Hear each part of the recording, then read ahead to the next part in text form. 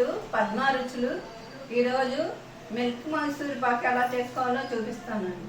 Milk Mysore పాకానికి ingredients అండి: cup sugar, full sugar cup, ఇది తలగీసు milk powder అండి, 2 స్పూన్లు మైదా పిండి, 1 కప్పు ఆయిల్, ఇది నెయ్యి అండి, ఇది యాలక పొడి, వాటర్ కొంచెం పోయాలి పాకం పట్టేటప్పుడు. షుగర్ పాకం పట్టాలి, ముందు షుగర్ పెట్టుకోవాలి పొయ్యి మీద. కప్పు ఫుల్ వేసానండి, 1/2 కప్పు పోస్తే చాలు.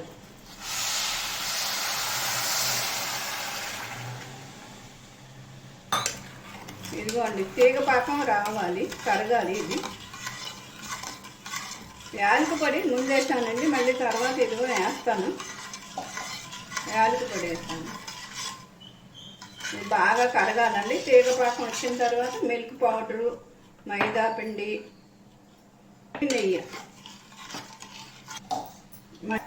ఇదిగోండి, కప్పు పాల పొడి కలిపాను,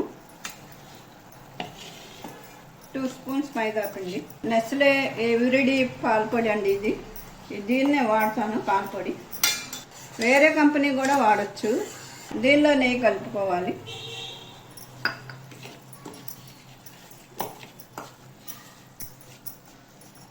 నెయ్యి కలుపుకొని పోసుకోవాలి, పక్కన పెట్టుకోవాలి పాకం వచ్చేటప్పుడు కల్లా.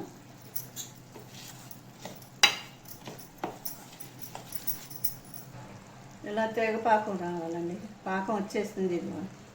ఇలా తీగ పాకం రావాలి. ఇప్పుడు మనం కలుపుకున్న నెయ్యి పోసేయాలి, ఇది పోసేయాలి పాల పొడి.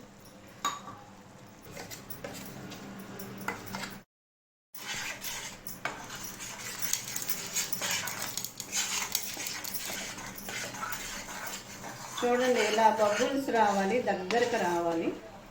పాకం మనం చూద్దామండి. బౌల్ మీద వేసినప్పుడు మనకి కరెక్ట్గా వస్తే వచ్చినట్టే పాకం. ఇంకా రాలేదండి, వస్తే మాత్రం అయిపోయినట్టే. బాల్లాగా రావాలండి, వచ్చేసినట్లే ఇంకా పాకం. ఇలా ఇంకా కొంచెం తిప్పాలి కాసేపు. యాలక పొడి వేసుకోవాలండి, మళ్ళీ యాలక పొడి మర్చిపోతాం. ఇది మైదా పిండి వేసానండి, ఎల్లోగా రాదు కొంచెం. అదే శనగపిండి అయితే ఎల్లో కలర్ వస్తుంది. ఫుడ్ కలర్ వేసుకోవచ్చు కొంచెం, దీంట్లో ఇష్టమైతే వేసుకోవచ్చు అండి ఫుడ్ కలరు. నేనైతే ఇప్పుడు వేయట్లేదు.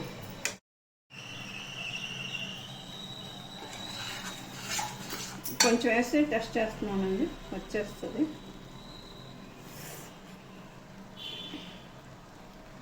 ఇదిగోండి, ఇలా బౌల్ రావాలి, ఇలా ఉండలాగా రౌండ్గా రావాలి. ఇప్పుడు కాస్త నెయ్యి పోసేసి మనం బౌల్లో వేసేసుకోవాలండి. కట్టేసాను, నేను స్టవ్ కట్టేసాను. ఉన్న నెయ్యిని పోసేసుకుంటే అయిపోయిందండి. తర్వాత ఇదిగోండి, బౌల్లో వేసుకోవాలి.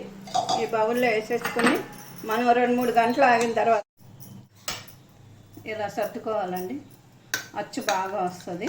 అప్పుడు మనం కట్ చేసుకోవచ్చు, లేదనుకుంటే తుంపేసుకోవచ్చు.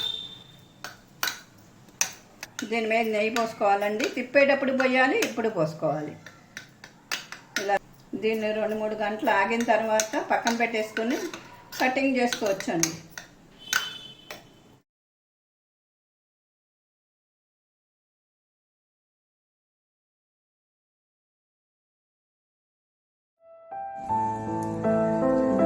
కట్ చేసుకోవాలి.